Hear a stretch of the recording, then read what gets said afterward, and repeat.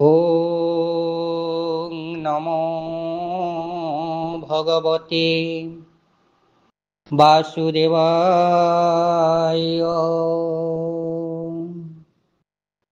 गुरु ब्रह्मा गुरु विष्णु गुरुदेव महेश्वर, गुरु साक्षात् परं ब्रह्म तस्मै श्री गुरवे नमः। गुरवे गौरचन्द्राय राधिकायै तदालये, कृष्णाय कृष्णभक्ताय तद्भक्ताय नमो नमः। नमो किञ्चनविताय निर्गुण गुणवृतये, आत्मारामाय शान्ताय जदुनां पतये नमः। कृष्णाय वासुदेवाय देवकी नन्दनाय च नन्दगोपकुमाराय गोविन्दाय नमो नमः। गोविन्दाय नमो नमः। जय श्री कृष्ण, जय राधारानी। श्रीमद् भागवत गीता को श्रवण करुथिबा मोर समस्त हरिपिपासुଙ୍କ चरणारविंदरे ए सेवक प्रवीतरायर अनंत अनंत कोटि प्रणिपात पूर्वक जगतीश्वर जगन्नाथ कोटि कैलानाथ अनंत कोटि ब्रह्मांडर मालिक त्रिभुवन कारक अनंत अनंत ब्रह्मांडर अधीश्वरଙ୍କ चरणारविंदरे ये अधीनर अनंत अनंत कोटि प्रणिपात। प्रिय सज्जन मंडली, आपण माने श्रवण करछंती श्रीमद् भागवत गीता। आज श्रीमद् भागवत गीतार सप्तम अध्यायर ज्ञान विज्ञान जोगर श्लोक संख्या 20 एवं 21 आपण मानक आगे उपस्थापन करबा पाई जाउछि। जदि किंचित मात्रा रे किछि भूल रही जाए तेल आपण मानकर विराट सुहृदय क्षमा करदेवे बोली मु निश्चिंत आशा पोषण करुछि। आसतु आम से भगवान दिव्य वाणी को श्रवण करवा। जो महाभारत युद्ध रे भगवान कृष्ण अवतार रे अर्जुन को जो ज्ञान देते ता पूर्व सूर्य नारायण को जो ज्ञान देते से ज्ञान आज आम श्रवण करवा। मुख निश्चित वाणी को आम श्रवण करी जदि आम जीवन चर्चा लगेगा तेरे निश्चिंत भाव ये संसार आम सुखमय शांतिमय और आनंदमय हो पार।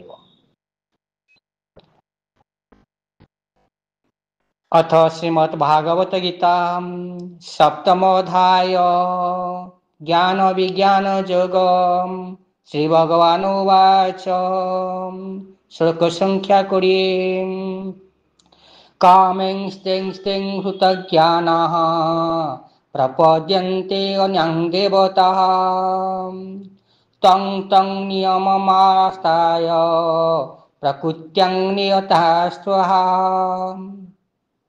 अर्थात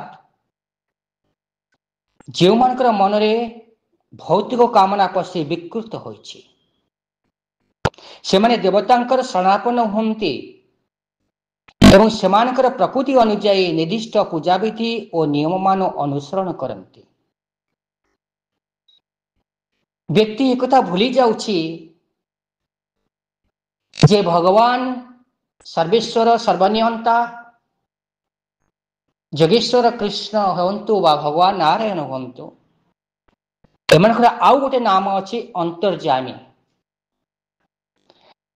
जो जीव मान को से सृष्टि करिसंती ए जीव मान मध्य से सूक्ष्म रूप से विराजमान करिसंती, आत्मा रूप से विराजमान करिसंती।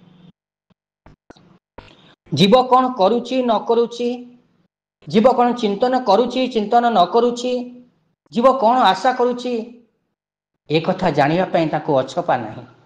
ସେଥିପାଇଁ ତାଙ୍କ ନାମ ରଖାଯାଇଛି ଅନ୍ତର୍ଯ୍ୟାମୀ ବୋଲି। ପ୍ରତ୍ୟେକ ଅନ୍ତରର କଥାକୁ, ପ୍ରତ୍ୟେକ ଅନ୍ତରର ବେଦନାକୁ ସେ ଜାଣିପାରନ୍ତି। କିନ୍ତୁ ଆମେ ମୂଢ଼ମତି, ମୂଢ଼ ମଣିଷ, ସମସ୍ତ ପ୍ରକାର ଭୌତିକ ସଂସ୍ପର୍ଶରୁ ମୁକ୍ତ ଭଗବାନ, ତାକୁ ଆମେ ବୁଝିପାରୁନି। ଯେଉଁମାନେ ସମସ୍ତ ପ୍ରକାର ଭୌତିକ ସଂସ୍ପର୍ଶରୁ ମୁକ୍ତ, ସେମାନେ ଭଗବାନଙ୍କର ଶରଣାପନ୍ନ ହୁଅନ୍ତି ଏବଂ ଭଗବାନଙ୍କର ସେବାରେ ନିଜକୁ ନିଯୁକ୍ତି ଦିଅନ୍ତି। ଯେ ପର୍ଯ୍ୟନ୍ତ ଭୌତିକ ସଂସ୍ପର୍ଶ ପୂର୍ଣ୍ଣ ରୂପେ ନିଶ୍ଚିହ୍ନ ନ ହୋଇଛି, ସେ ପର୍ଯ୍ୟନ୍ତ ବ୍ୟକ୍ତି ଭଗବାନଙ୍କର ଭକ୍ତ ହୋଇପାରିବ ନାହିଁ। ସ୍ୱଭାବତଃ ସେ ଅଭକ୍ତ ହୋଇଥାଏ। ଆମେ ଭଗବାନଙ୍କର ମନ୍ଦିରକୁ ଯାଇ ଟଙ୍କାକର ଘିଅ ଦୀପ ଜାଳି ଆମେ କୋଟିଏ ଟଙ୍କାର ବର ମାଗୁଛେ। 10 ଟଙ୍କାର ନଡ଼ିଆ ବାଡ଼େଇ 10 କୋଟି ଟଙ୍କାର ବର ମାଗୁଛେ। ଭଗବାନ କହୁଛନ୍ତି, ରେ ଭକ୍ତ, ପତ୍ର ଫୁଲଂ ଫଳ ତ୍ୱୟଂ ଯମ ଭକ୍ତା ପ୍ରୟଚ୍ଛନ୍ତି। ଯିଏ ମୋତେ ପତ୍ରଟିଏ ଦିଏ, ଫୁଲଟିଏ ଦିଏ, ଯଦି ପତ୍ର ବା ଫୁଲ ନାହିଁ, ପାଣି ମଧ୍ୟ କିଏ ଯେ ମୋତେ ଦିଏ, ମୁଁ ସେଥିରେ ସନ୍ତୁଷ୍ଟ ହୋଇଯାଏ। ହେଲେ ମୁଁ ଜାଣେ ଭକ୍ତର ବେଦନା କ'ଣ, ମୁଁ ଜାଣେ ଭକ୍ତର ମନ ଭିତରେ ଅଛି କ'ଣ, ମୁଁ ଜାଣେ ମୋର ଭକ୍ତର କ'ଣ ଆବଶ୍ୟକତା ଅଛି। ଯାଚି ଯାଚି ସେ ବର ଦେଇଦେବେ। ଆଉ ଯେତେବେଳେ ସେ ଚାରି ହାତରେ ତମକୁ ବର ଦେବେ, ସେତେବେଳେ ତୁମଙ୍କର ରଖିବା ପାଇଁ ସ୍ଥାନ ନଥିବ।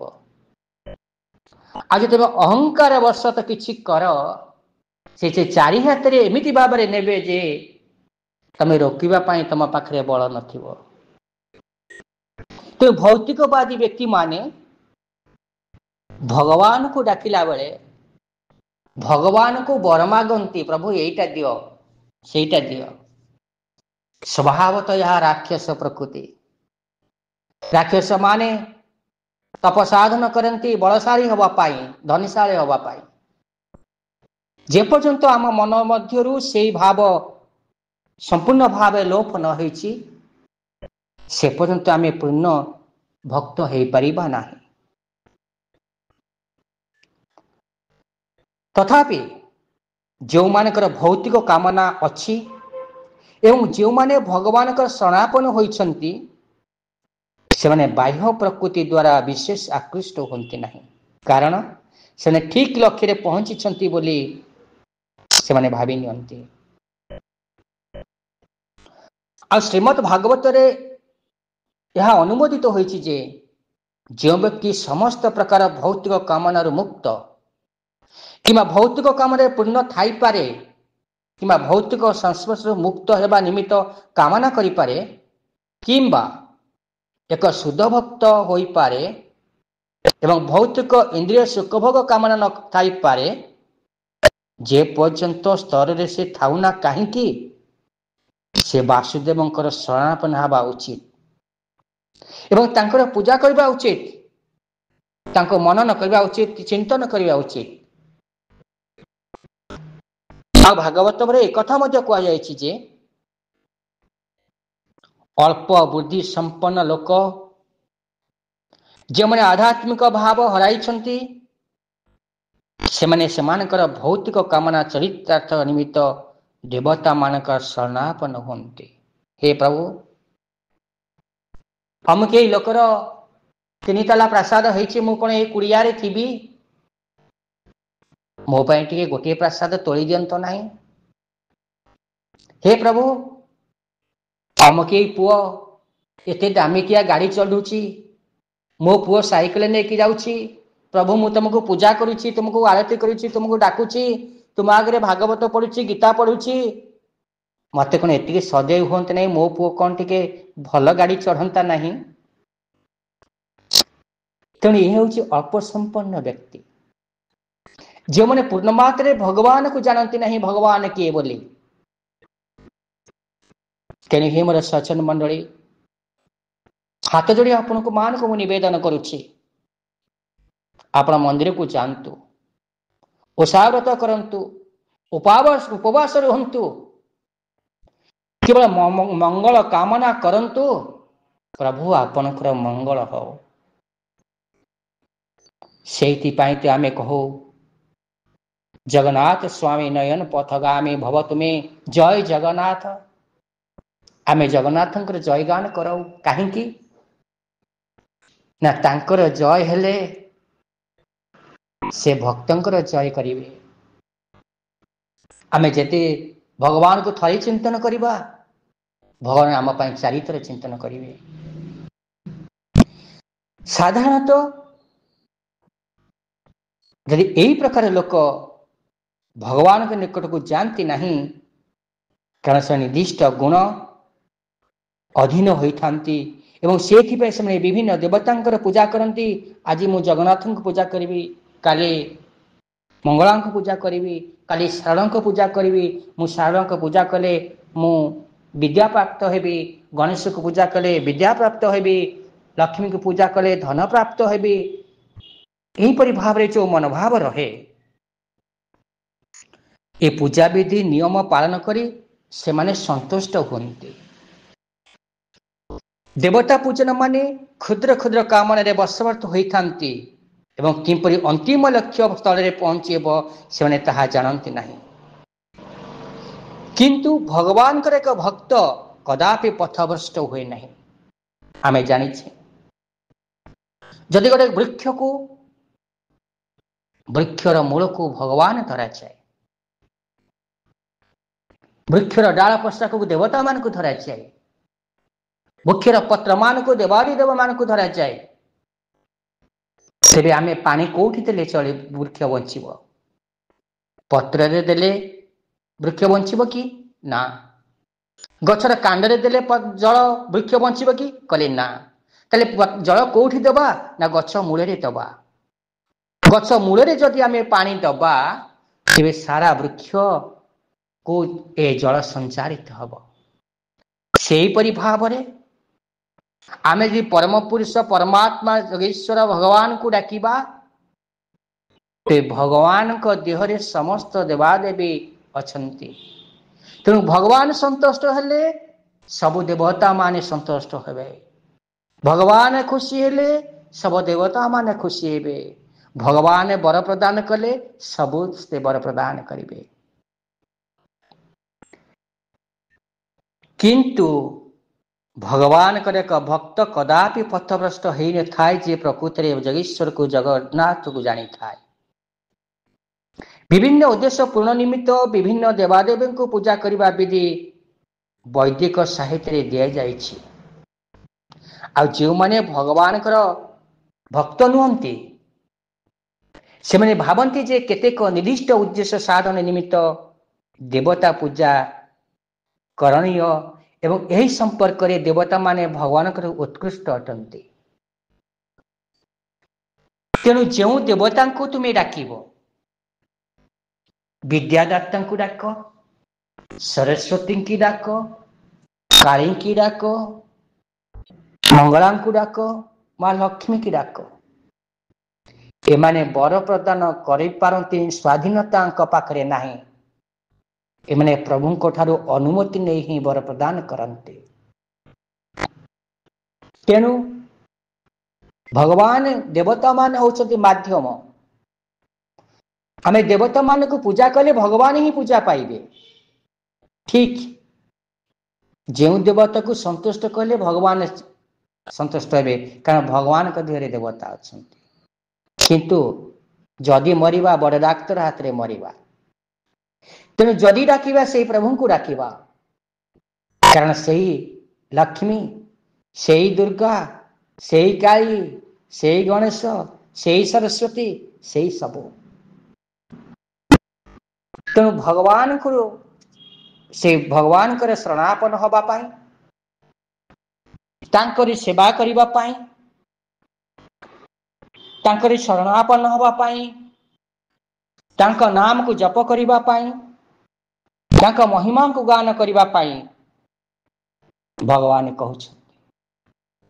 आ श्री चैतन्य चरित्रामृत रे एक कथा कुआ जायछि जे भगवान श्री कृष्ण होचंती समस्तंकर प्रभु बा मालिक एवं अन्य समस्ते तांकर सेवक अटंती। ତେଣୁ ଏକ ଶୁଦ୍ଧ ଭକ୍ତ ନିଜର ଭୌତିକ କାମନା ଚରିତ୍ରାର୍ଥ ନିମିତ୍ତ କଦାପି ଦେବତା ମାନଙ୍କ ପାଖକୁ ଯାଏ ନାହିଁ। ସେ ଏକମାତ୍ର ଭଗବାନଙ୍କ ଉପରେ ନିର୍ଭର କରେ ଏବଂ ଏକ ଶୁଦ୍ଧ ଭକ୍ତକୁ ଭଗବାନ ଯାହା ଦିଅନ୍ତି ସେ ସେଥିରେ ସନ୍ତୁଷ୍ଟ ହୁଏ। ତେଣୁ ଶ୍ରୋତା ବନ୍ଧୁ, ଯଦି ଡାକିବା ତ ଭଗବାନଙ୍କୁ ଡାକନ୍ତୁ। ଭଗବାନଙ୍କୁ ଡାକିଲେ ସବୁ ଦେବତା ଦେବୀ ମାନେ ଖୁସି ହେବେ। ଆଉ କୌଣସି ଦେବତାଙ୍କୁ ଡାକିଲେ ସେଇ ପୂଜା ଭଗବାନଙ୍କ ପାଖକୁ ହିଁ ଯାଏ। ତେଣୁ ଯାହାର ଭାବ ଯେମିତି ସେ ସେଇ ଭାବ ନେଇ ପୂଜା କରୁ। କିନ୍ତୁ ଗଛର ମୂଳରେ ଜଳ ଦେଲେ ଯେପରି ସାରା ବୃକ୍ଷକୁ ବ୍ୟାପିଥାଏ, ବୃକ୍ଷ ବଞ୍ଚିଥାଏ, ଏ ଭଗବାନ ହଉଛନ୍ତି ଏ ମୂଳ, ଯାହାଙ୍କୁ ଡାକିଲେ ସର୍ବଦେବାଦେବୀ ସନ୍ତୁଷ୍ଟ ହୋଇଥାନ୍ତି। ଏ କଥା ମୁଁ କହୁନାହିଁ, ଭଗବାନ କହୁଛନ୍ତି ଅର୍ଜୁନକୁ, ଯିଏ ମୋର ଶରଣାପନ୍ନ ହୁଏ, ମତେ ଡାକେ, ମତେ ପୂଜନ କରେ, ସମସ୍ତ ଦେବତା ମାନେ ଏଥିରେ ସନ୍ତୁଷ୍ଟ ଲାଭ କରନ୍ତି। ତେବେ ଆସନ୍ତୁ ଆଜିର ସେ 20ତମ ଶ୍ଲୋକ ଏଇଠି ରଖିବା, ପୁଣି 21ତମ ଶ୍ଲୋକକୁ ଯିବା ଆଉ ଗୋଟେ କ୍ଲିପରେ। ସର୍ବେ ବୋଲନ୍ତୁ ହରି ହରି, ହରି କରିବେ ଭବୁପାରି, ଗୋବିନ୍ଦ ଗୋବିନ୍ଦ ଗୋବିନ୍ଦ ପଦୁ ଗଳୁଛି ମକରନ୍ଦ। ବୋଲିए ଜଗେश्वर कृष्णचंद्र की जय। भगवते वासुदेवाय नीलाचल निवासाय नित्याय परमात्मने बलभद्र सुभद्राभ्यां जगन्नाथाय ते नमः। जय जगन्नाथ, जय श्री कृष्ण। प्रिय श्रोता बंधु, आज भी श्रीमद् भागवत गीता मातांकर महिमा गान करुचे। आज श्रीमद् भागवत गीतार 7ମ अध्यायर ज्ञान विज्ञान जगर श्लोक संख्या 21 ଯିବା। अथ श्री भगवान उवाच जो जं जां जां तनुं भक्तः श्रद्धया चित्तुमिच्छति तस्य तस्यां चलां श्रद्धा तामेवं विदधाम्यहम्। अर्थात पूर्व श्लोकर 20तम श्लोकर पुनरावृत्ति 21तम श्लोकर अच्छे। एटे भगवान समस्त को स्वाधीनता देइछन्ति। तेणु जदि कौन सी व्यक्ति भौतिक सुख इच्छा करे एवं भौतिक देवता मानक ठारू ए प्रकार सुविधा पाइबा को एकांत भाव रे कामना करे, प्रत्येक हृदय परमात्मा रूपे विद्यमान थिबा भगवान एक कथा जानी पारंती एवं से प्रकार लोक को से प्रकार सुविधा ही देई थांते। मंगला को डाकंतु, मां सरस्वती की डाकंतु, मां शारदा को डाकंतु, मां लक्ष्मी की डाकंतु, गणपति की डाकंतु, कार्तिकेय को डाकंतु, शिवं को डाकंतु, चाहं को डाकंतु। भगवान विद्यमान अछंती सर्व शरीर रे, सर्वतं स्खलितं ब्रह्म, ब्रह्म सबु जगह अछंती। तेणु ब्रह्म जानते। तेणु प्रभु जेतेबेले तुमे जेउ देवता को पूजा कर, प्रभु मध्य जानती एवं ताहा मध्य निर्दिष्ट करी भक्त को ताहा प्रदान करांती। तेणु से समस्त जीवंकर परम पिता अटंती। से सेमानकर स्वाधीनता उपरे हस्तक्षेप करती नहीं, कहारी स्वाधीनता उपरे प्रभु हस्तक्षेप करती नहीं। आपण माने कहिबे अमके गाँव डाकू माने चोरी करी नहीं गले, मंदिर चोरी करी नहीं गले, भगवान किसी कले नहीं, प्रभु किसी कले नहीं। प्रभु करिबे, समय को अपेक्षा करते प्रभु। କାହାରି ସ୍ୱାଧୀନତା ଉପରେ ହସ୍ତକ୍ଷେପ କରନ୍ତି ନାହିଁ। ତୁମେ କଣ କରିବ ନ କରିବ, କାହାକୁ ଡାକିବ ନ ଡାକିବ, ତୁମେ ପାପ କରିବ କି ପୁଣ୍ୟ କରିବ, ପାପ କଲେ ବି ଭଗବାନ ଅଟକେଇବେ ନାହିଁ, ପୁଣ୍ୟ କଲେ ବି ଭଗବାନ ଅଟକେଇବେ ନାହିଁ। ତେଣୁ କର୍ମର ଫଳ ଭୋଗ କରିବା ପାଇଁ ପ୍ରସ୍ତୁତ ହେଇଥିବା ଦରକାର। ଭଗବାନ ଏକଥା ସମସ୍ତଙ୍କୁ ସ୍ୱାଧୀନତା ଦେଇଛନ୍ତି, କିନ୍ତୁ ସେମାନଙ୍କୁ ସବୁ ପ୍ରକାର ସୁବିଧା ଦିଅନ୍ତି ଯେପରିକି ସେମାନେ ସେମାନଙ୍କର ଭୌତିକ କାମନା ଚରିତାର୍ଥ କରିପାରିବେ। କେହି ଏପରି ପ୍ରଶ୍ନ କରିପାରନ୍ତି ଯେ କାହିଁକି ସର୍ବଶକ୍ତିମାନ ଭଗବାନ ଜୀବମାନଙ୍କୁ ଏ ଭୌତିକ ଜଗତକୁ ଉପଭୋଗ କରିବାକୁ ସୁବିଧା ଦିଅନ୍ତି? ଏତେ ଦ୍ୱାରା ସେମାନଙ୍କୁ ମାୟା ଶକ୍ତିର କବଳରେ ପତିତ ହେବାକୁ ପଡ଼ି ଦିଅନ୍ତି? ଭଗବାନ ତ ଉଦ୍ଧାରକର୍ତ୍ତା, ପାଳନ କରିବେ ଭକ୍ତକୁ ଉଦ୍ଧାର କରିବା ପାଇଁ, କିନ୍ତୁ ଜୀବକୁ ଏ ମାୟା ଶକ୍ତିରେ ସେ କାହିଁକି ପକାନ୍ତି? କାହିଁକି ଜଣେ ପାପ କରିବାକୁ ଚାଏ? କାହିଁକି ଜଣେ ଅନ୍ୟାୟ କରିବାକୁ ଚାଏ? କାହିଁକି ଜଣେ ମର୍ଡର କରିବାକୁ ଚାଏ? କାହିଁକି ଜଣେ ଚୋରି କରିବାକୁ ଚାଏ? ଆଉ କାହିଁକି ଜଣେ ଭକ୍ତ ହୋଇ ଭଗବାନଙ୍କ ପାଖକୁ ଚାଏ?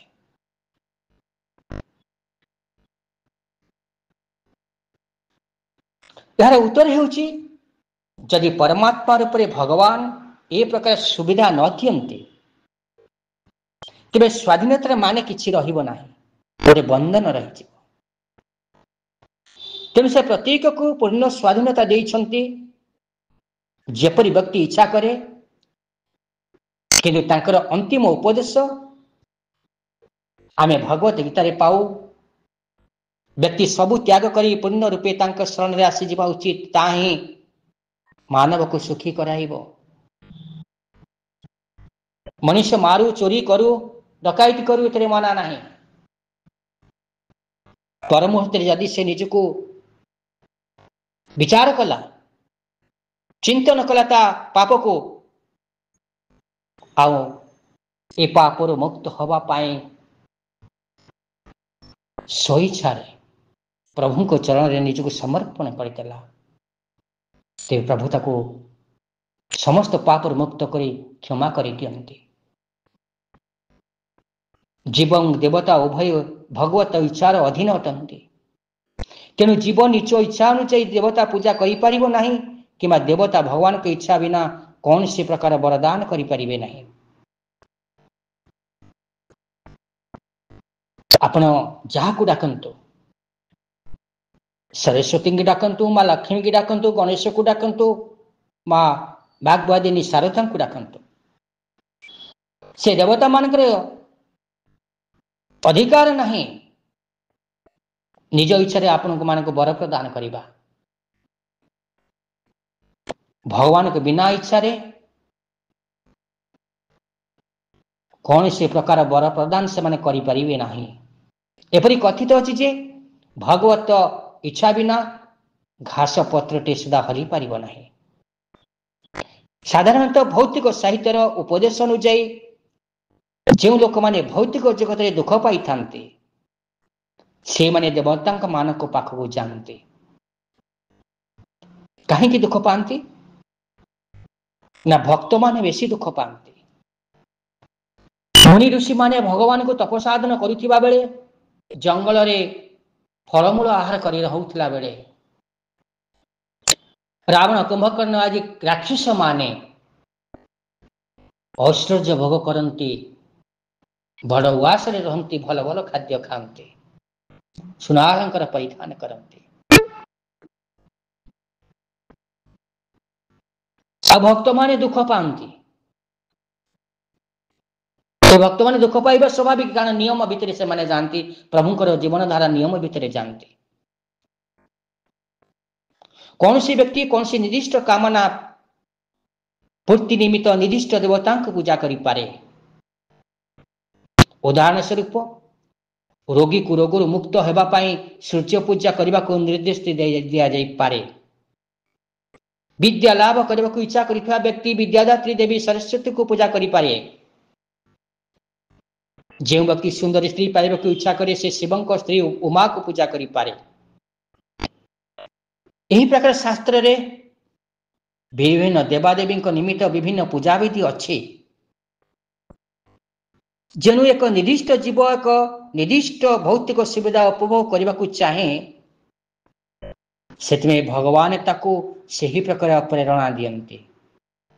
जेपरिक से निर्दिष्ट देवता ठारू निर्दिष्ट बरलाभ निमित्त एक दृढ़ आशा पोषण करिब एवं से प्रकार बरलाभ करिबारे कृतकार्य होई परिबो। जीवन निर्दिष्ट देवता प्रति भक्ति उद्रेक निमित्त व्यवस्था मध्य भगवान द्वारा करा जाए। आ देवता माने जीव मानकर हृदय एक प्रकार प्रेरणा जागृत कराई पारिबे नाही, कारण से परमात्मा परे समस्त हृदय विद्यमान। तेणु कृष्ण मानव को निर्दिष्ट देवता पूजा करने प्रेरणा दियंती। वास्तव में देवता माने भगवान विश्व स्वरूप विभिन्न अंश अटंती। तेणु सेमानकर स्वाधीनता नहीं। से कहुचे जिते सुदामा महाराज केवल कृष्ण कृष्ण कृष्ण कृष्ण जप करी उपवास रहते पानी मुदे पई संतुष्ट लाभ करुले।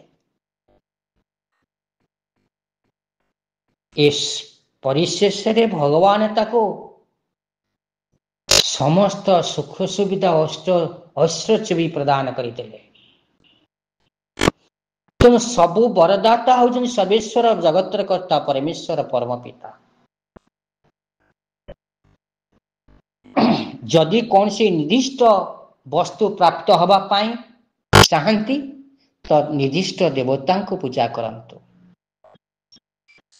जदि समस्त जिनिस पाइबा पाई चाहती तेरे भगवान का शरण पर भगवान को डाकंतु। दुख आसीबो, कष्ट आसीबो, कष्टटी पत्रे रे न घसिले सुवर्णता आम जानी परिबा नहीं। तेणु भगवान माया भितर आमको पशिकी मायार विपरीत देखरे जते आमको जीवाक पड़े, हमको अनेक कष्ट सहिबाक पड़े सत। गोलाप फूलटे एक तोड़ाक हेले आम गोलापर कंटा आघात सहिबाक पड़े सत, कि गोलाप आम पाई पारू। तेणु भगवान को डाकिले आमे कष्ट दियंती, जंत्रणा दियंती, विभिन्न प्रकार परीक्षा करती। सेदिन सुदामा महाराज जिते भगवान पाखक जाऊले सूर्य को आदेश देले जिते शीघ्र ताप उदाग अधिक कर सुदामा जमी मो पाखक न आसी पार। आ सूर्य नारायण एत जोरे ताप कले बाली तातीगला तथापि छटपट हो सुदामा से बाली उपरे चली चली गले। गोड़ पड़ी जाऊँगी तथापि चलिए प्रभु को दर्शन करने। तेणु आमे जदि प्रभु को डाकिबा आम मन मध्य विश्वास जन्मेबा, आमे दृढ़ संकल्प हवा, तेबे विपद आसिले भाविबा जे प्रभुंकर कृपा, कष्ट आसिले जानिबा जे प्रभुंकर कृपा होउची। आम कष्ट जिते सरी दुख सरी जानिबे आपण हृदय पाप सरीगला, आपण पुण्यात्मा ही गले। आउ गोटे कथा, जीव जिते संपूर्ण पापर मुक्त हो जाए ना, से प्रभुंकर सत्ता को अनुभव करि पाए। आ प्रभुंकर पाके शरण जाइए, आ प्रभुंकर सेवा चिंतन करिथाए। जे पर्यंत आपण हृदय किसी पाप रही जाइछि, से पर्यंत ये परमात्मा परमेश्वर पाखक आसवा तुमको आहरी किसी समय अपेक्षा करने को पड़िबो। मु कहूनी भगवान कहउछंती। तेणु भगवान कहउछंती मते पूजा कर, मो पाखक आस, मो पाखे शरण जाओ, मु तुम समस्त पापर मुक्त करिथिबि। तेणु पाप करिछ माने तुमको पापर फल कष्ट अनुभव करने को ही पड़िबो। जेतेबेले प्रभु को पाखक शरण जाउछ, प्रभु को पाखक आसीछ, प्रभु देखिछनी मो भक्त पाखे एतिकी पाप रही, पाप क्षय पाई तुमको दंड विधान करने को पड़िबो। बेसी नहले भी अल्प दंड विधान आपन को देवे, दुख देवे, कष्ट देवे, जंत्रणा देवे। आपण माने सेति निराश हेबे नहीं जे प्रभु को आमे पूजा करूछु, चिंतन करूछु, भोग लगाउछु, भागवत पढुछु, गीता पढुछु, रामायण पढुछु, एते सब कला परे प्रभु हमको दुख दउछंती काहेकि? दुख दबा कारणटी एया पूर्व जन्म हो बा ए जन्म हो जदि किसी पाप रही जाए ए पाप को छड़ेबा पाई ए दुखटा निश्चिंत भाव में आपको सहबा को पड़ो। आम जदि अनेक गुड़े पाप करिथिबा आम भगवान को डाकिले भगवान खुशी आमको नहीं जीवे तो समस्त व्यक्ति एमती पाप करें भगवान को डाकिदेवे भगवान शरणापन्न होइजिवे पाप मुक्त हो। तेणु पापर पाप कर्मर फल आमको भोग करने को पड़ो ए जन्म नहेले भी 100 जन्म पर्यंत आमको अपेक्षा करने को पड़ो गोटे पापर मुक्त हवा पाई। से दिन भीष्म सरशଯ୍ୟା पड़ार कारण आपण माने निश्चिंत जानी जे भगवान को दर्शन करुछि तार पुण्य तो हवा कथा। जे भगवान को पाखे पाउछि से तो पुण्यात्मा हो जावा कथा पाप किछि रहिबा कथा नुहे। तेबे सरशଯ୍ୟା पड़िले कहीं सही कथा तो से प्रभु को पचारले प्रभु मु तो आपन को पाइली मो नेत्र तो आपन को दर्शन कला ताहाले मु एते दंड भोगिली कहीं। आ भगवान सही कथा ही कही 21 जन्म पूर्व जो सर्पटा को तू धनुहूल फोपाड़ी देथिलु आ से धनुहूल जाई जो कंटा धीरे आघात पाई पड़ीथिला जो कंटा ताको विदारित करिथिला तार अभिशाप फल आज भोग करने को पड़ो। एते 21 जन्म पर्यंत कहीं पुण्य हलानी ना 21 जन्म भितर से प्रभु को केबे निज पाखरे देखि नथिले दर्शन करि नथिले चर्मचक्षुरे देखि नथिले। आज तले भगवान कृष्ण को से चर्मचक्षुरे देखुछन निज पाखरे देखुछंती मुक्त हो जिबा कथा तने मुक्त होबे केमिति पूर्व जन्मर पापर क्षय तो होबा को पड़िबो ना। तेणु हे मोर श्रोता बंधु यदि प्रभु पाखे आम शरण जाइए गीता भागवत को आम श्रवण करुचे प्रभु को चिंतन करुचे प्रभु को जानी पारुचे जदि दुख आसुची कष्ट आसुची जंत्रणा आसुची तेबे आनंद रे सही जातु कहीं नाटा प्रभु कृपा भावी नियंतु आपण समस्त पाप कर्मश दूरीभूत हो जाउछि आपण पुण्य आत्मा हवा को जाउछन्ते बोली। तेबे आसंतु आज वाणी के एक विश्राम करबा पुणी आसंता काली आउ 2टी श्लोकरे आपण मानक सहित साक्षात करी। तेज आसतु आम प्रभुंर टे नाम नवा एवं आज बाणी गोटे विश्राम देवा। सर्वे बोलंतु हरि हरि हरि करिवे भवु पारी हरि जे मलय पवन कष्ट को करंती चंदन। ओम नमो भगवते वासुदेवाय। सर्वे भवन्तु सुखिनः सर्वे सन्तु निरामयाः सर्वे भद्राणि पश्यन्तु मा कश्चित् दुःखं भवेत्। ओम शान्तिः ओम शान्तिः ओम शान्तिः।